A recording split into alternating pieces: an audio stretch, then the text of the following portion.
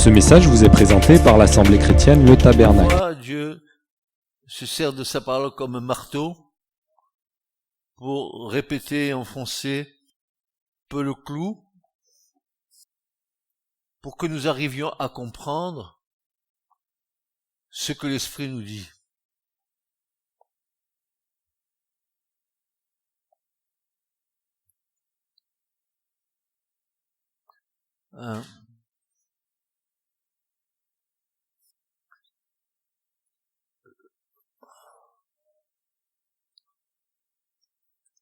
Voyez-vous, les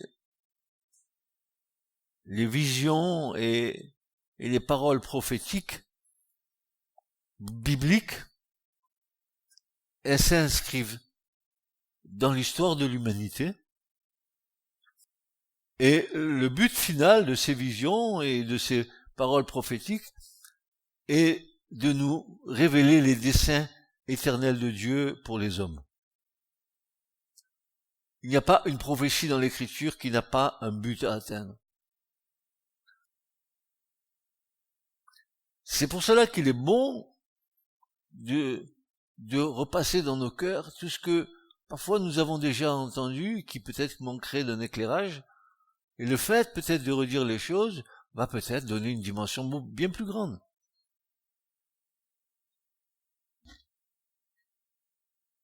Donc, nous avons compris que les visions et les paroles prophétiques, le but final est de révéler les desseins éternels de Dieu pour l'homme. Et le sommet de cette révélation de Dieu, ce en quoi tout tend pour arriver à un sommet inégalé de la révélation, quelque chose qui ne peut pas dépasser ce point-là, eh bien, le sommet de la révélation de Dieu pour nous, eh bien, il est à son apogée en Christ. Et pas n'importe quel Christ. Le sommet de l'apogée de la révélation de Dieu, c'est Christ crucifié, Christ ressuscité, et Christ étant comme celui qui revient. Voilà. Ça, c'est ce qui est inscrit en lettres d'or ciselées dans l'Écriture.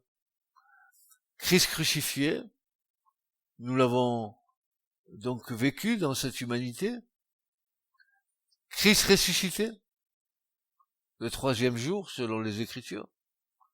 Et celui qui revient, c'est notre attente, notre espérance. Donc, toutes les visions et toutes les paroles prophétiques vont nous guider au travers de l'histoire de l'humanité, à savoir quel temps nous vivons.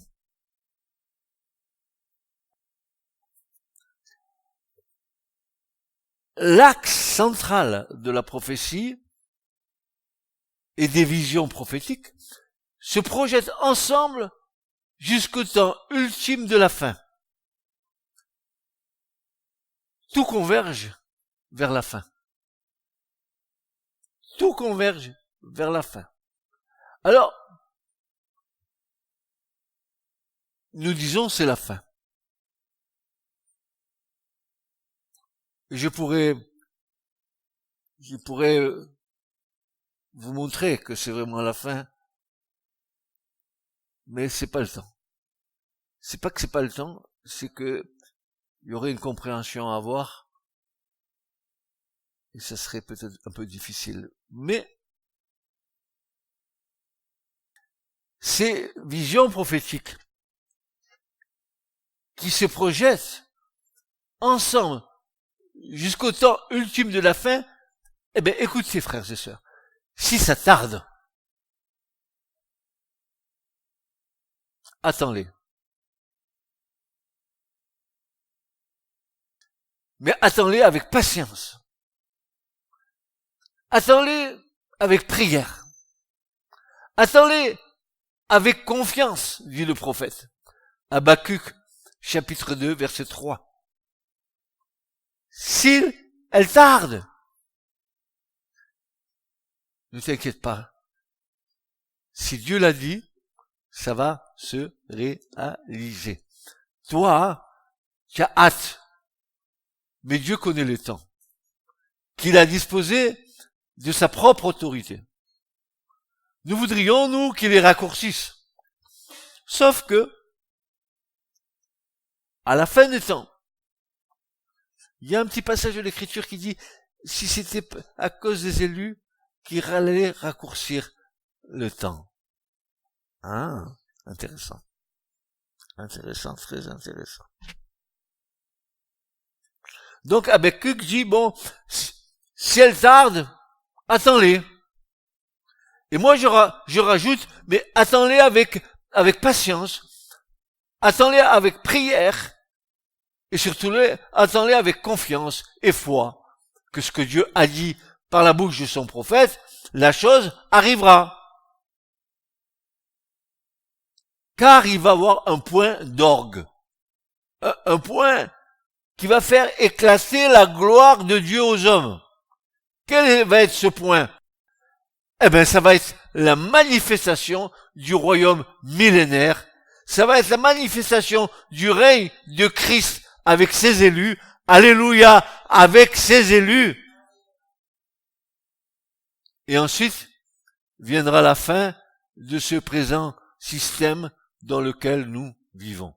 Ce système est voué à la destruction. Si il y a eu déjà, et voyez-vous, c'est des choses qui me viennent par l'esprit, s'il y a eu déjà une destruction par l'eau, il y aura une destruction par le feu. Au commencement, Dieu créa les cieux et la terre. Et quand nous regardons le texte en hébreu, les cieux, Hashamaim en hébreu, est composé de deux mots. Du mot Esh, qui veut dire feu, et Mim, qui veut dire eau. Et qu'est-ce que nous devons nous attendre du ciel? Eh bien, quand Dieu agit en tant que Dieu de justice, alors c'est l'eau, c'est le déluge. Alors c'est le feu. Mais quand il va agir en tant que miséricordieux, alors c'est l'eau et le feu de l'Esprit Saint qui va descendre. Alléluia. Frères et sœurs, il va des choses, il va nous tomber des choses du ciel.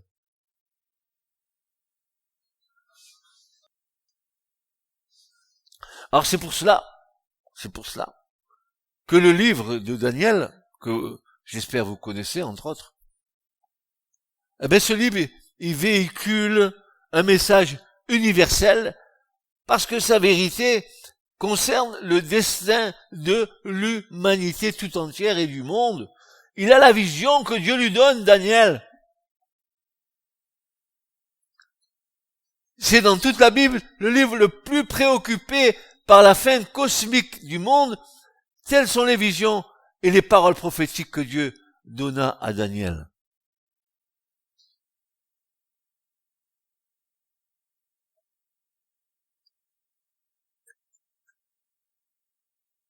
Nous ne nous rendons pas compte, mais nous sommes dans un temps prophétique d'excellence où nous n'avons pas encore discerné la main de Dieu à l'œuvre.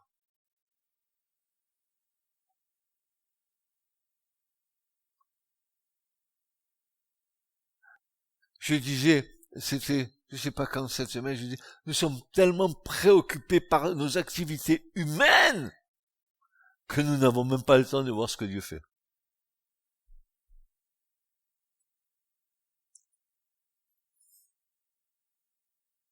Et nous avons vu comment le temps était en train de se raccourcir.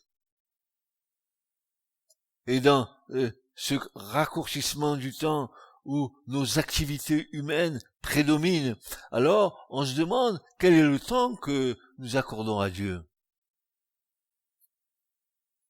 Et l'Esprit Saint nous disait, mais dans ce temps qui se raccourcit, n'est-ce pas, où le temps est compressé, vous devez redoubler dans la prière, dans les exercices spirituels. Vous ne pouvez pas vous laisser manger par le temps que le monde vous mange au détriment de ma relation avec le Seigneur.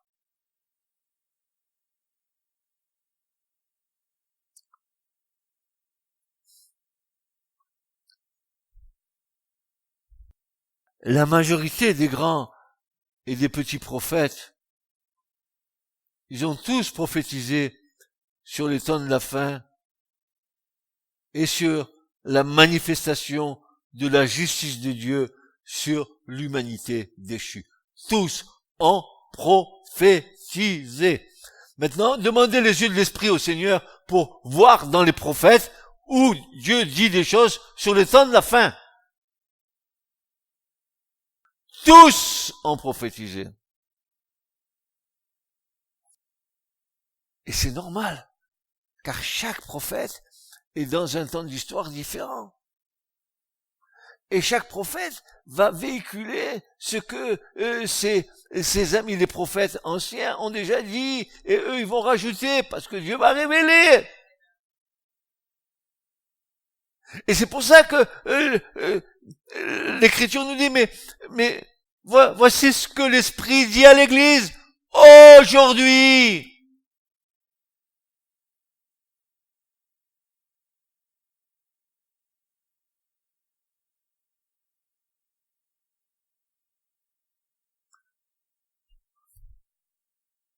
Et nous ne devons jamais perdre de vue que la prophétie peut avoir une réalisation partielle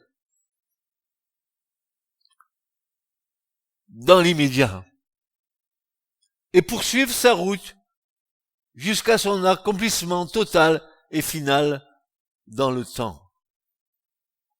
Vous vous rappelez quand Moïse a dit « Ah, je sais que vous allez vous corrompre et qu'un mal arrivera à la fin des temps. » Entre le moment où Moïse dit ça et qu'il les avertit et le moment où le mal va arriver à la fin des temps, on y est. Regardez la prophétie, le temps entre les deux. La prophétie, c'est comme si tu montais sur une montagne et tu regarderais l'autre montagne là-bas et tu vois qu'il n'y a rien qui les sépare, mais il y a la vallée en bas. La vallée, c'est la vie. C'est ton humanité qui marche. Mais la prophétie, c'est la vision. Elle dépasse. Elle surpasse.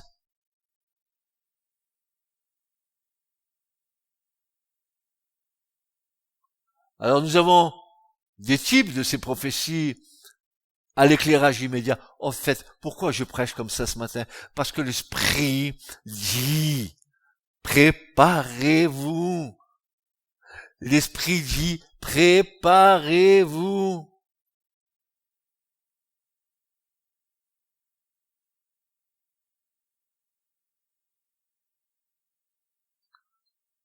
Alors nous avons des types de ces prophéties à l'éclairage immédiat et ensuite pour un temps plus lointain.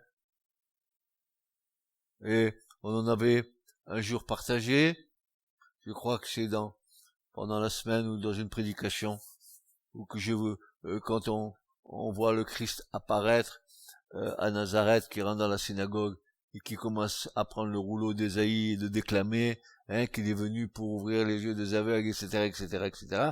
Il s'arrête dans la citation du prophète Ésaïe et publier une année de grâce. Bam, il s'arrête là. Il a oublié de dire, mais un jour de vengeance. Or, le jour de vengeance, c'est pour maintenant. Donc la prophétie, n'est-ce pas, elle avait un impact immédiat, mais aussi, elle a à atteindre son but final.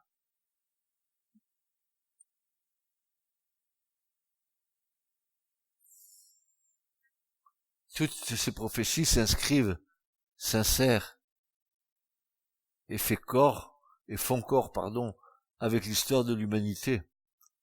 Elles en sont le phare éclairant les générations d'hommes qui se succèdent, tout en préparant ce pourquoi elles ont été envoyées et transmises par les prophètes. Elles sont la trame de tout le plan de Dieu pour notre histoire humaine. Si nous avions suffisamment d'intelligence pour faire un corpus ajusté, toutes les prophéties des prophètes, on pourrait être étonné de ce qu'on pourrait découvrir dedans.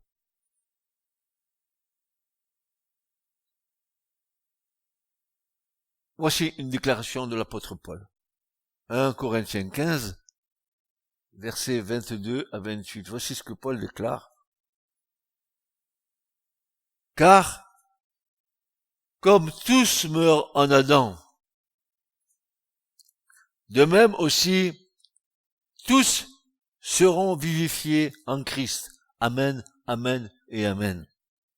Mais chacun en son rang, c'est-à-dire les prémices, c'est Christ. Puis, ceux qui sont de Christ seront vivifiés en son avènement. Et après, dit Paul, viendra la fin.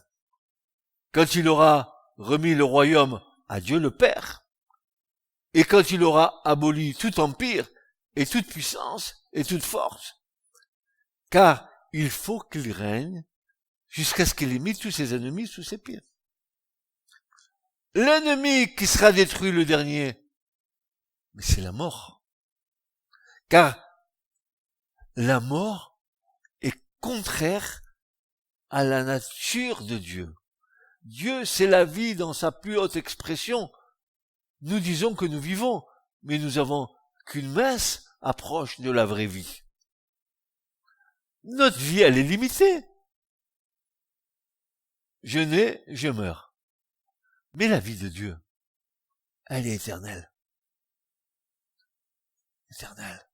Et quand tu rentreras dans cette éternité, tu connaîtras la vraie vie. Car Dieu a assujetti toutes choses sous ses pieds. Or, quand il est dit que toutes choses lui sont assujetties, il est évident que celui qui lui a assujetti toutes choses est excepté. Et après que toutes choses lui auront été assujetties, alors aussi le Fils lui-même sera assujetti à celui qui lui a assujetti toutes choses, afin que Dieu soit tout et en tous. Quand le Christ aura tout accompli, il se soumettra à son Père.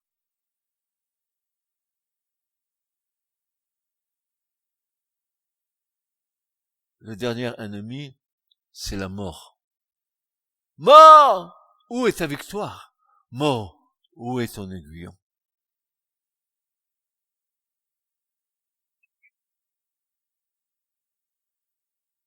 Nous, Paul dira, ne méprisez pas les prophéties. Alors, est-ce qu'on parle de prophéties dans l'église pour l'édification, etc.? Oui, certainement. Mais je crois que il y a une autre approche de cela. Ne méprisez pas le corpus prophétique de l'écriture. Cherchez, il y a plein d'éléments, plein. Il y a une description de la fin des temps, il y a tout, il y a les peuples qui vont venir contre Israël, il y a tout, il y a le nombre d'années de guerre, il y a le nombre de morts, il y a là où on va les enterrer, il y a les peuples qui vont descendre contre Israël. On a les dernières informations. Elles vont se réaliser là, mais nous les avons. Nous n'avons plus qu'à attendre. C'est pour ça que Pierre dira, et excusez-moi, mais c'est dans mon cœur, c'est pour ça que Pierre dira, et vous feriez bien de faire attention à la lumière à la parole prophétique qui luit comme une lumière au milieu des ténèbres. Et dans nos ténèbres d'aujourd'hui, qu'est-ce qui tient? Qu'est-ce qui nous éclaire? La parole prophétique. Parce que, qu'est-ce qu'elle nous dit? Soyez prêts. Soyez prêts. Communiquez. Communiquez la vision à l'Église de ce que Dieu est en train d'accomplir. De nous entretenir ce matin sur le plan prophétique de ce que Dieu est en train de faire maintenant. Qu'est-ce que ça va faire pour nous? Ça va susciter de l'espérance. Ça va susciter de l'attente. Ça va susciter de l'attention dans les discernements des événements qui se déroulent sous nos yeux. Ça va nous mettre en éveil. Non, pas dans une léthargie aiguë. que tu dis, ah, je suis fatigué de ma journée. Peut-être c'est vrai, hein. Je dis pas que t'as pas bossé, hein. Parce que je sais que ça travaille. Mais, es-tu en éveil même si tu as bossé? As-tu l'oreille qui se dresse? Entends-tu ce que l'esprit peut te dire à ce moment-là? Alors que tu es en train de suer, parce que tu es en train de te suer avec ton boulot, là, qui t'enquiquine. Il faut bien, que celui qui travaille pas, il mange pas non plus, hein. Ça, c'est clair. Suscitera de l'espérance, de l'attente et de l'attention dans le discernement des événements qui se déroulent sous nos yeux. Alors, nous l'avons dit combien de fois? Toutes ces informations qui nous arrivent pêle-mêle. Il y a eu tant de djihadistes tués dans le désert d'Égypte. Il y a eu tant de trucs qui sont partis de Gaza pour tomber sur Israël. Il y a eu Ferhat Abbas qui a dit, des millions d'Arabes, ils vont monter à Jérusalem, ils vont tout tuer, parce que Jérusalem c'est à nous, et parce que nous montrons, nous, l'islam avec les chrétiens. Il a dit ça. Mais regardez où ça en est. Regardez où ça en est. Édom, tout ça, vous savez parce que qui c'est Édom?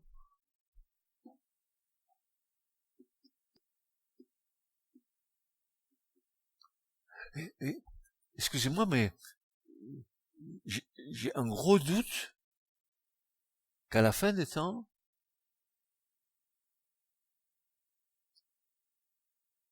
un gros doute. C'est ma certitude. C'est pas un doute. Qu'à la fin des temps, l'islam montera contre Israël avec le christianisme. Parce que les deux veulent se disputer les lieux saints de Jérusalem. Si c'était bien que le siège de la papauté ne soit plus à Rome, à Jérusalem, par exemple, et le siège de l'islam, pas besoin d'aller à la Mecque, on ira à Jérusalem.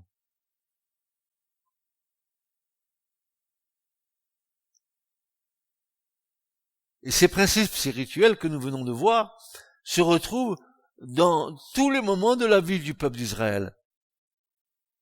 Et un exemple. Lorsque le peuple d'Israël partit en déportation en Babylonie, c'était la réalisation partielle de la prophétie que Dieu donna à Jérémie concernant son peuple. Dieu l'avait dit au prophète. Qu'est-ce qu'il lui avait dit à Jérémie?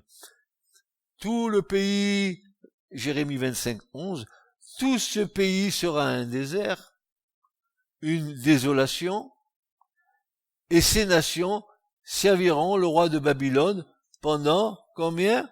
Pendant 70 ans. Vous avez vu une meilleure information que ça, vous? Dieu dit combien de temps en déportation, il va dire le nombre d'années et tout. Comme s'il avait fait un agenda en disant à l'avance ce qui allait se passer. Le pays là, désert. Et pendant 70 ans là-bas, en Babylonie. Être à Babylone, pour un juif, c'est une abomination. C'est pour ça que dans l'écriture, Babylone, c'est le symbole de tout ce qui est anti-Israël. Anti-Dieu. C'est le symbole des démons. Je l'invente pas.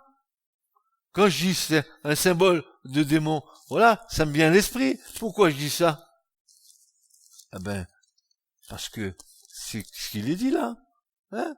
Elle est tombée, Babylone la Grande. Elle est devenue la demeure de démons et le repère de tout ce qui est esprit immonde et le repère de tout oiseau immonde.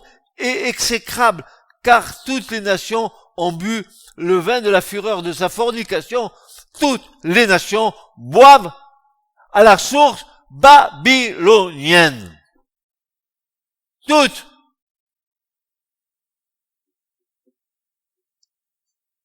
Toutes.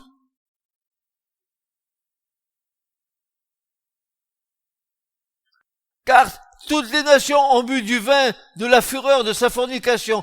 Apocalypse 18, n'est-ce pas? Et les rois de la terre ont commis fornication avec elle, et les marchands de la terre sont devenus riches par la puissance de son luxe. Mais c'est exactement ce qui se passe. Sortez du milieu d'elle, mon peuple, sortez! Sortez de ce système babylonien, ce système du monde, sortez-y! Sortez du milieu d'elle, mon peuple, afin que vous ne participiez pas à ses péchés et que vous ne receviez pas de ses plaies, car ces péchés se sont amoncelés jusqu'au ciel et Dieu s'est souvenu de ses iniquités. Et les voilà partis en Babylone. Il n'y a pas plus grand désespoir pour un juif d'aller en Babylonie, prisonnier en déportation, pendant 70 ans. Mais attendez, frères et sœurs, c'est là que la foi est éprouvée. Je vais vous dire pourquoi. Vous allez voir ce qui va se passer. C'est là que la foi est éprouvée. Peut-être qu'on est bien à Babylone, en fait. Peut-être qu'on y est bien. Il y a de quoi manger, c'est opulent, il y a de la richesse, il y a de l'or, il y a de l'argent, on y a fait une vie. D'ailleurs, frères et sœurs, j'ai une petite information que je dois vous donner. Ils sont partis plus d'un million ou plus d'1,5 million en déportation à Babylone. Vous savez combien il en est revenu pour reconstruire Jérusalem? Que 50 000. Les autres, ils n'ont pas voulu bouger. Ils avaient fait leur vie à Babylone, ça y est. Pris dans le système. Pris dans le système. Et nous verrons que les 50 000 qui vont revenir, c'était des Lévites. Encore les gens consacrés à Dieu. Mais les autres. Et les autres. On est bien à Babylone. Il y a de l'abondance. Il y a de l'opulence. C'est fastoche. On peut trafiquer. On peut faire sa vie. Et Jérémie de continuer. En Jérémie 25:12, il arrivera que quand les 70 ans seront accomplis, que je visiterai sur le roi de Babylone et sur cette nation-là leur iniquité, dit l'Éternel, et sur le pays des Chaldéens, et je le réduirai en désolation perpétuelle. 70 ans après une longue période de jeûne et de prière, le prophète Daniel en reçoit la révélation. Mais cette révélation, elle courait depuis Jérémie. Jérémie dit, et Daniel l'attendait. Comment? C'est ce que je vous disais tout à l'heure. Dans le jeûne et dans la prière, si la prophétie, si la vision tarde, attends-la! Comment? Avec patience, avec prière. Je vous l'ai dit tout à l'heure.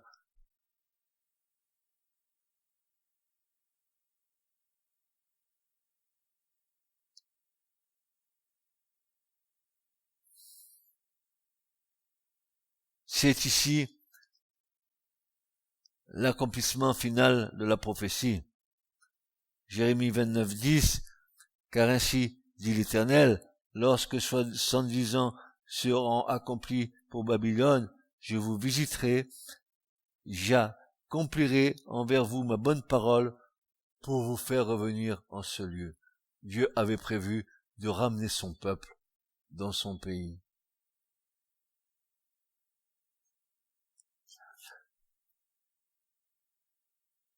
Regardez, faites le parallèle entre Israël en Égypte et Israël à Babylone. Israël en Égypte, quand Dieu les fait sortir de l'Égypte, dans le désert, il commence à dire, c'est parce que Dieu nous a haïs, qu'il nous a fait sortir d'Égypte. Qu'est-ce qu'on était bien en Égypte! Il y avait des oignons, il y avait des melons, on était super bien, on se remplissait la panse. La seule chose, c'est qu'on était des esclaves. La même chose à Babylone. Qu'est-ce qu'on est bien à Babylone? On se remplit la panse. Les poches sont remplies d'argent. On est bien. Mais on est toujours esclaves. Quand Dieu dit maintenant, je vous ramène dans le pays qui est le vôtre, tu aurais cru que le peuple d'une seule voix serait retourné. Comme dit le vieux français, que nenni, que nenni. Mais non! On reste Babylone, maintenant on a notre trafic, on y est bien, on s'est installé, nos filles se sont mariées avec des Babyloniens ou des Chaldéens, ce que l'Écriture interdit pour un Juif. Le méli-mélo.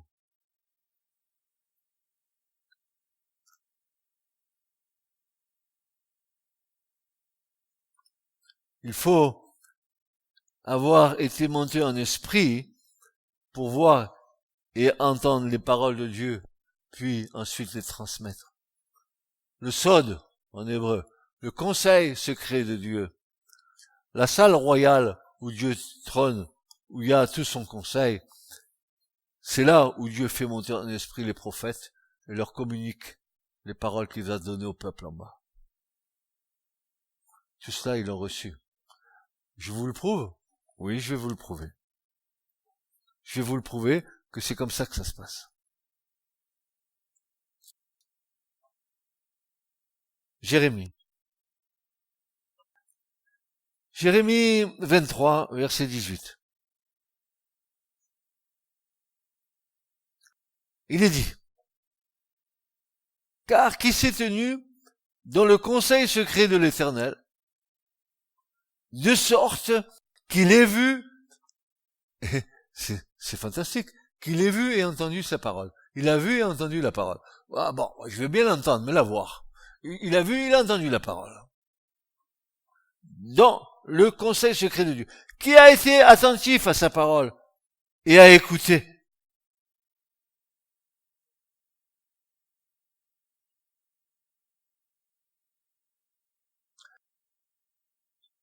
Regardez, c'est sous mes yeux.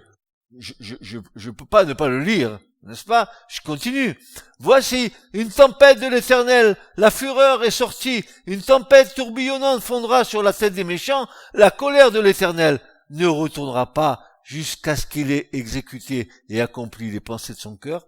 Et regardez ce qu'il est dit. À la fin des jours, vous le comprendrez avec intelligence. Exactement ce que Moïse dit. À la fin des jours. À la fin des jours. Vous allez comprendre.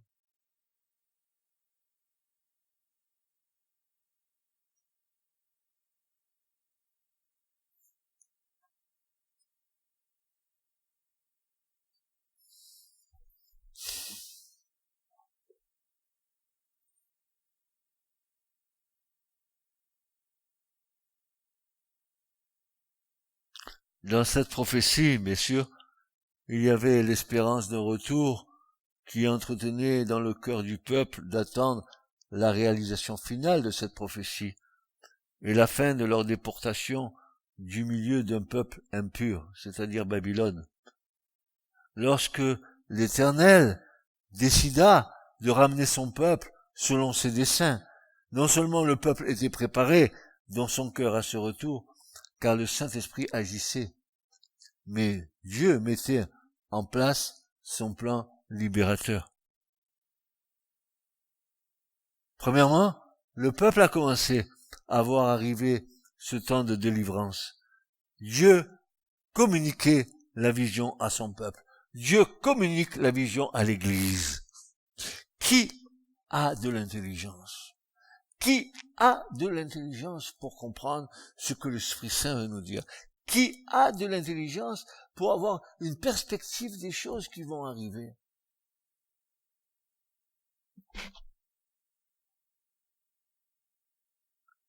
Il en est ainsi pour l'Église qui attend sa délivrance, n'est-ce pas?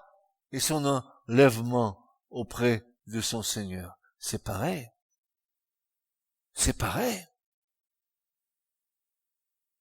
Quelle est ton espérance? Uniquement ton salut? Quelle est ton espérance?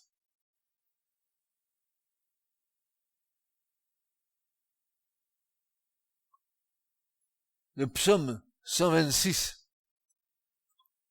versets 1 à 4, dit ceci. Quand l'Éternel rétablit les captifs de Sion, il est dit, nous étions comme ceux qui songent. Chalam. Chalam, en hébreu, a le sens de rêver, de songer d'une manière prophétique. Dieu leur a donné des rêves prophétiques quant à leur retour dans leur terre. Alors notre bouche fut remplie de rire et notre langue de chants de joie. Alors on dit parmi les nations, l'Éternel a fait de grandes choses pour ceci. L'Éternel a fait de grandes choses pour nous. Nous en avons été réjouis. Ô Éternel, rétablis nos captifs comme les ruisseaux dans le Midi. Car ceux qui sèment avec larmes, ils moissonneront avec chants de joie.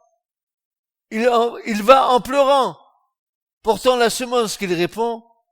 Il revient avec chant de joie, portant ses gerbes. Dieu préparait son peuple.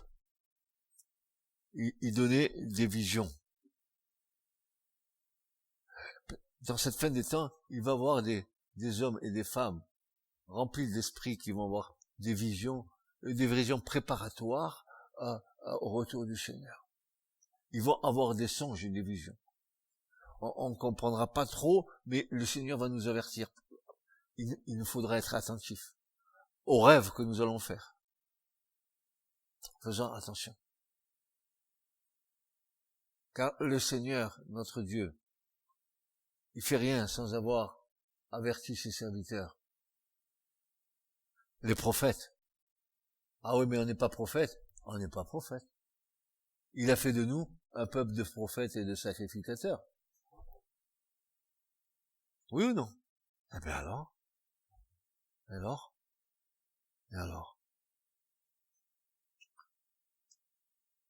Alors deuxièmement, Dieu, il va susciter un libérateur à ce peuple pour le faire sortir de Babylone. Et vous savez qui c'est qui a fait sortir le peuple de Babylone? Un païen, Cyrus. Et voilà que ça démolit toutes nos hypothèses spirituelles sur l'onction. Il faut être comme ci, il faut être comme ça, le Seigneur, si. Le Seigneur, il donne l'onction à qui il veut. Il l'a donné à un païen, à Cyrus. Ah non, il faut que tu sois consacré, que tu la kippa et tout, comme ça. Tu vas voir, tu vas recevoir un grand coup de pied dans les fesses, mais tu vas recevoir.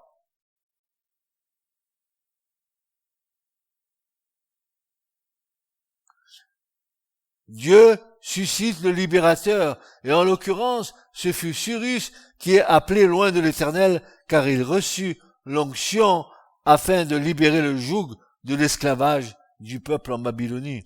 Ésaïe 10, verset 27, il arrivera en ce jour-là que son fardeau sera ôté de dessus ton épaule et son joug de dessus ton cou, et le joug sera rompu à cause de l'onction.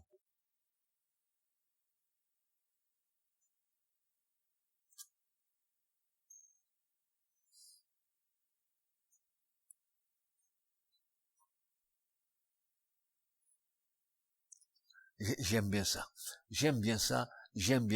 Ce que je vais lire là, je l'aime bien, parce qu'il y a quelque chose qui m'interpelle tellement, et il est dit, dans 2 Chroniques 36, verset 22, et la première année de Cyrus, roi des Perses, afin que fût accomplie la parole de l'Éternel dite par la bouche de Jérémie, dite par la bouche de Jérémie, qui était attendue dans le jeûne et la prière par Daniel, qui savait qu'au bout de 70 ans, le peuple serait libéré. Il connaissait les prophéties. Et toi, connais-tu les prophéties?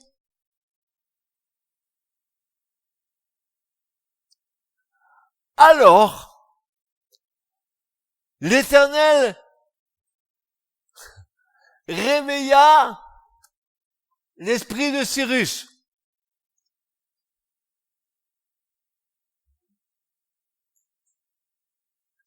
Combien nous avons besoin que l'Éternel nous réveille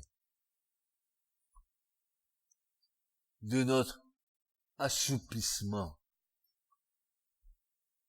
de notre engourdissement.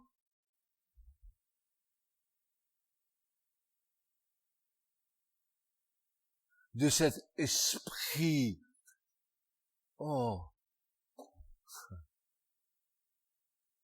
cet esprit de Morphée, qui nous fait roupiller dans la foi. Proclamation dans tout son royaume. Il la publia aussi par écrit disant, ainsi dit Cyrus, roi de Perse, l'Éternel, le Dieu des cieux, m'a donné tous les royaumes de la terre. Il m'a chargé de lui bâtir une maison à Jérusalem, qui est en Juda. Qui d'entre vous, quel qu'il soit et de son peuple, que l'Éternel soit avec lui, et qu'il monte. Voilà. Ha ha. Ha. Il ouvre la porte. Allez, les captifs sont relâchés. Qui veut, sorte.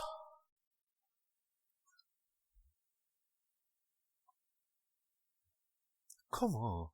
Lui, un païen, il va, le temple de, ah non, non, non, non, non, non, non.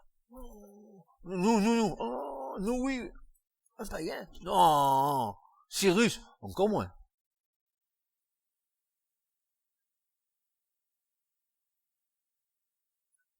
Regardez ce qu'il dit. Qui d'entre vous, quel qu'il soit, et de son peuple, eh bien que l'Éternel, son Dieu, soit avec lui, et qu'il monte, et qu'il aille. Ouf. Il relâche les captifs. Il délivre les prisonniers. Ça, c'est l'onction qu'il a reçue de la part de Dieu. Et c'est que Jésus dit dans la synagogue de Nazareth, l'Esprit du Seigneur sur moi, l'onction était sur Cyrus comme elle était sur le Seigneur, n'est-ce pas? Et puis alors, pourquoi faire? Pour libérer les captifs, délivrer les prisonniers. L'onction. L'onction de Dieu. Voilà, les éléments sont posés, tout est prêt pour la réalisation de la prophétie. De même, le Christ reçut l'onction de la part du Père pour amener à la délivrance une multitude de frères à la gloire. Hébreux 2:10. Ouais. Il a reçu l'onction pour que nous entendions dire, allez, vous êtes relâchés, vous pouvez y aller. Montez, montez, montez. Montez vers Jérusalem. Allez-y, allez-y, allez-y, allez-y.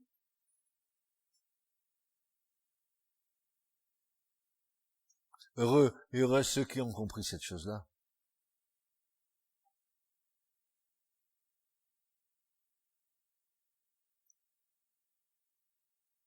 Maintenant, ce qui est intéressant, c'est la manière dont Dieu a agi pour susciter ce désir de retour. Comment Dieu a fait pour agir dans les cœurs, pour que, comme disait Cyrus, quel qu'il soit de son peuple qu'il monte, mais comment Dieu a agi pour susciter ce désir de retour. Nous voyons que la volonté souveraine de Dieu s'accomplit parfaitement. Dieu fait comme il veut, car ses pensées sont oui et amen. Première constatation. La première constatation que nous voyons, ce n'est pas le peuple dans son entier que Dieu va lever pour recevoir et accomplir la vision de ce retour à Jérusalem, afin de reconstruire ses murailles et le temple de l'Éternel, mais seulement un reste. Un reste. Un reste. Environ 50 897 personnes, je les ai comptées. parce que vous avez le décompte dans Néhémie. J'y sont. Il y a les chiffres. Alignez-les. Il y a sur 1,5 million, 50 000. Qu'est-ce que c'est que cette histoire? Un reste selon l'élection de la grâce. Amen, amen, amen, amen, amen. Qui vont accomplir l'œuvre de Dieu. Alléluia. Alléluia. Dans ces temps de la fin, Dieu a besoin d'un reste saint qu'il va pouvoir utiliser. Mais seulement un reste, environ 50 897 personnes sur des milliers et des milliers de déportés. Il y a toujours un reste selon l'élection de la grâce. Romains 11:5. Comme il y aura un reste pendant toute la grande tribulation. Pareil. Pareil. D'abord, cela s'adresse à ceux et celles qui ont la responsabilité du peuple de Dieu. Ainsi, Dieu agit en réveillant l'esprit des Lévites et des sacrificateurs. Béni soient les Lévites et les sacrificateurs. Béni soit le peuple que nous sommes de sacrificateurs. Réveillez-vous. Réveillez-vous.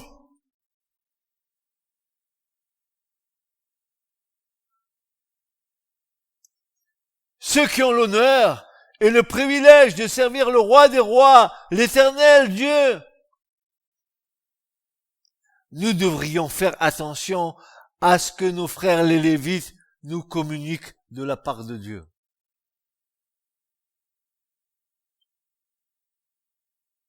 Qu'est-ce que nous avons compris de l'Église? Qu'est-ce que nous avons compris du plan de Dieu? Mais qu'est-ce que nous avons compris? Je suis sauvé, Jésus. C'est ça que tu as compris.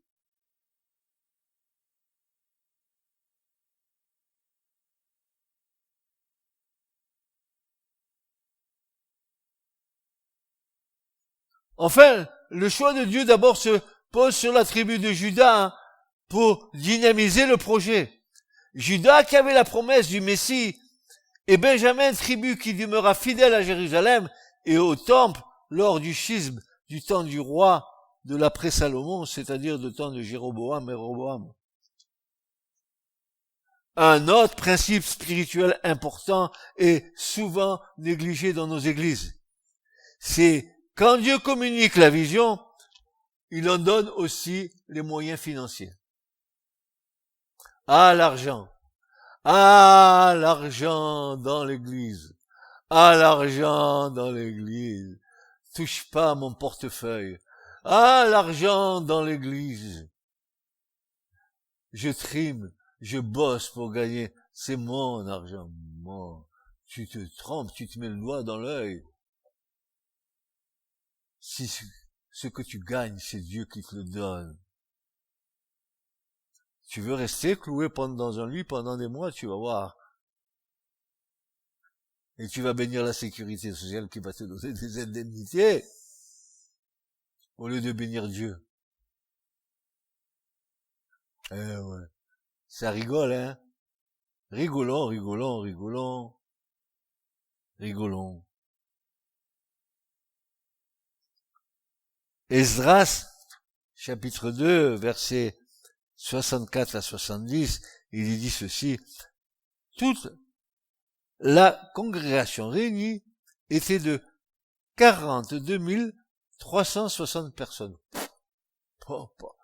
Qu'est-ce qu'il y avait comme volontaire pour revenir à Jérusalem? Mamma mia! Quand il faut faire un boulot, oh là là, ils sont passés par ici, ils sont passés par là-bas, et on les revoit plus, ils veulent plus travailler.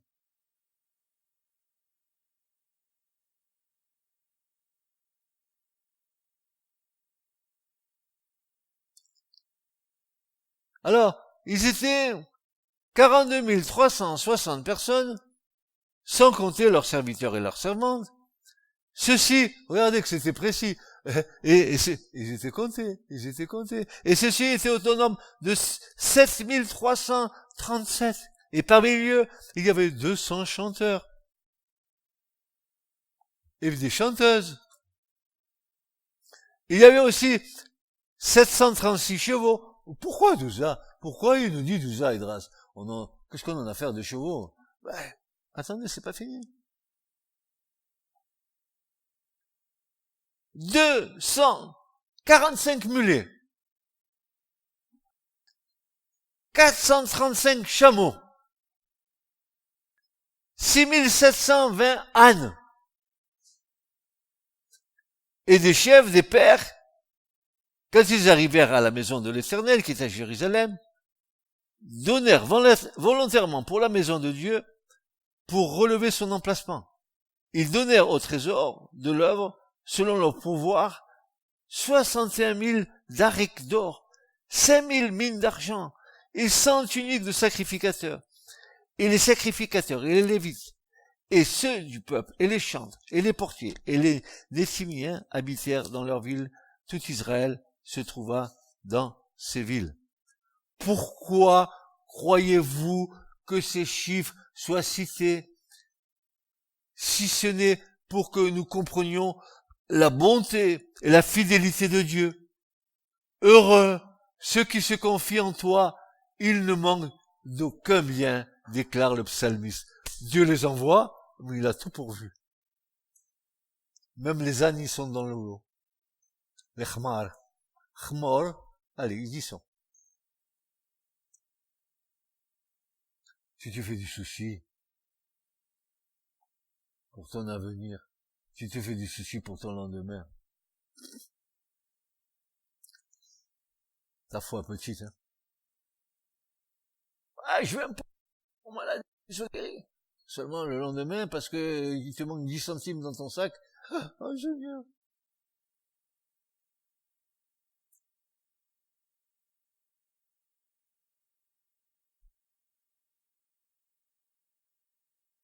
Deuxième principe spirituel.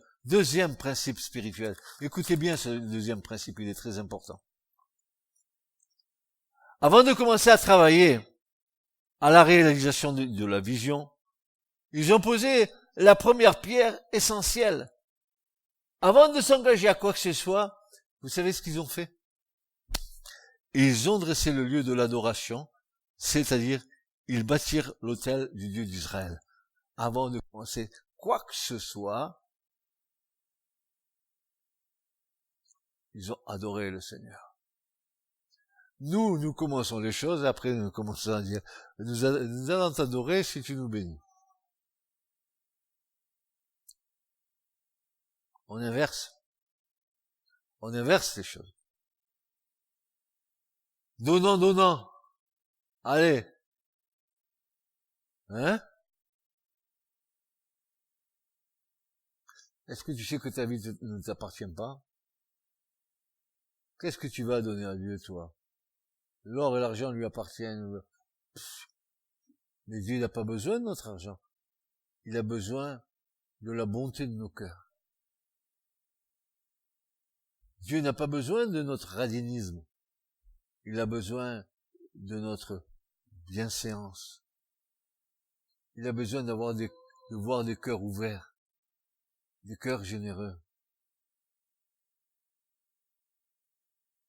Comme si ça nous appartenait. Vous savez, la nature humaine, je possède, je veux.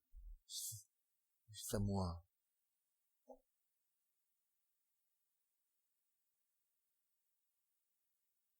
Mais qu'est-ce qui t'appartient? Hein? C'est bien dans l'écriture, où il dit, ce soir même, je vais te redemander ton âme.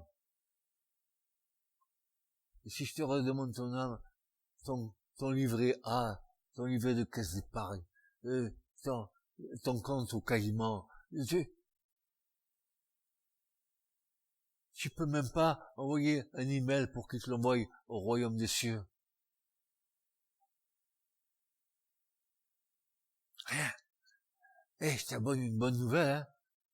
Ah, t'as vu comme c'est bon, hein. Mais tu es venu nu. Et tu vas repartir les mains dans les poches, hein. Nu. Rien. Que dalle. Rien.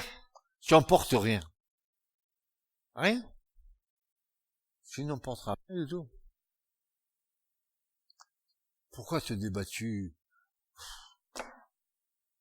dans cette vie?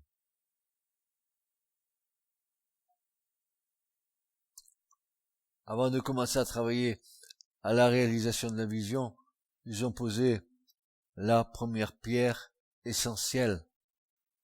Avant de s'engager à faire quoi que ce soit, ils se sont rassemblés.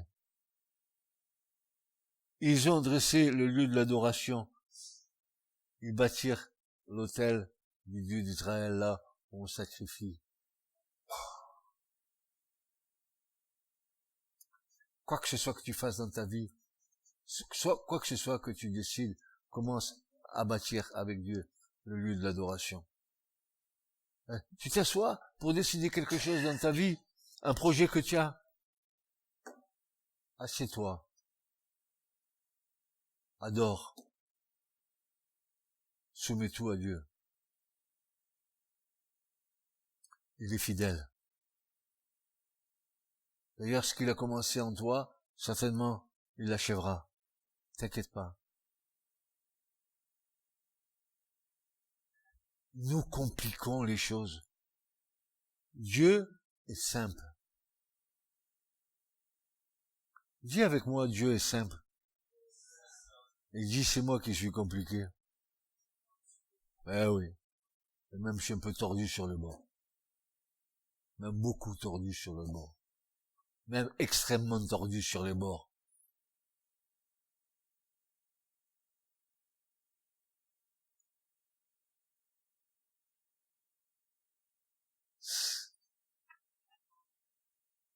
Esdras 3, verset 1 à 6, quand il arriva le 7e mois, eh ben, les fils d'Israël étaient dans leur ville.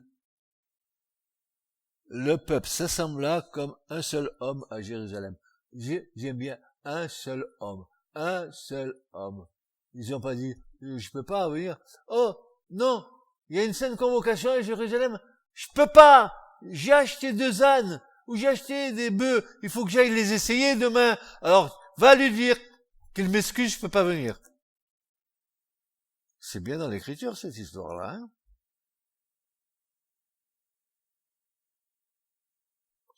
Dis non, je peux pas venir, faut que j'emmène mes enfants là, dans les activités. Je peux pas, je suis pris, je peux pas.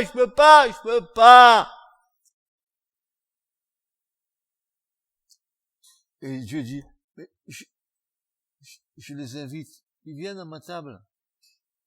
Mais non, tiens-moi pour excuser, je peux pas. Franchement, je peux pas. Je suis trop occupé.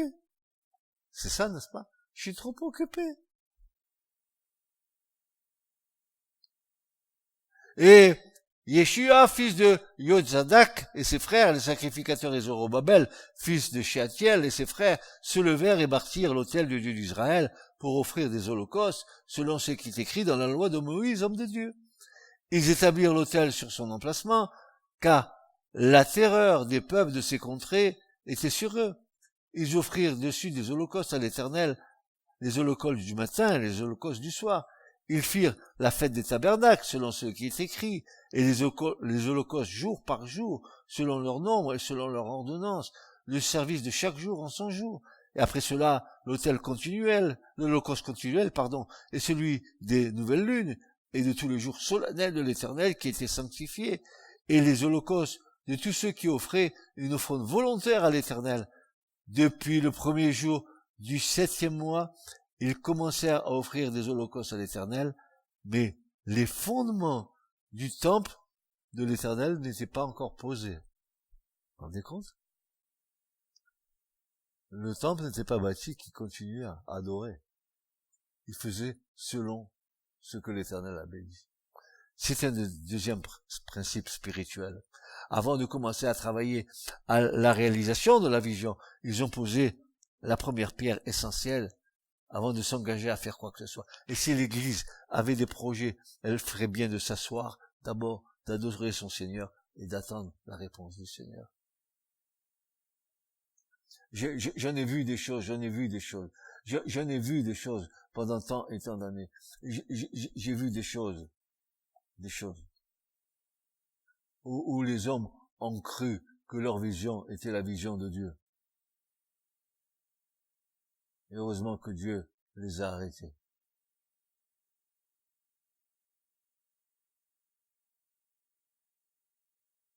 Si vous le voulez bien, la semaine prochaine, nous regarderons le troisième principe, comment commencer à bâtir en prenant soin de préparer tout ce qui est nécessaire pour la construction. Et puis nous devrions aussi, n'est-ce pas, nous préparer dans tout ce qui concerne notre enlèvement auprès du Seigneur. Nous devons bâtir nos vies sur l'adoration, sur la louange, sur la parole. Laissons le Seigneur réveiller notre esprit. Le réveil de l'esprit, c'est pas le quotidien de la foi.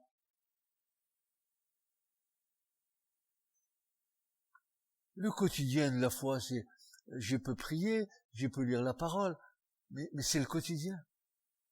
Pour avoir l'esprit réveillé, c'est en vue d'accomplir des choses grandes que le Seigneur va nous faire accomplir. Alors ce matin, dans quel état que tu sois, dans quel état que je sois, nous ferions bien de nous réveiller.